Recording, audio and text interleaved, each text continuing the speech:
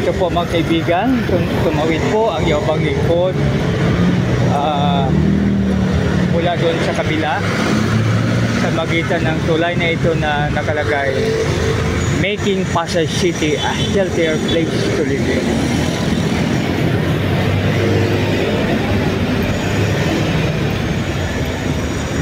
Ang sabi, slowly but surely, para puro siya may LY. Tama kaya ang drama? Slowly but surely.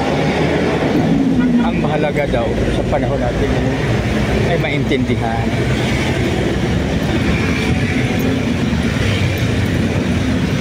Sa itaas naman, pag tayo ay titingala, may mga niyog naman po, no? So, yan, no? May mga niyog po.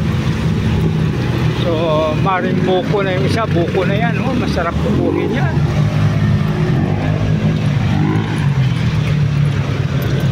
Ngayon ay rainy season na talaga, no? Kasi umulan na po.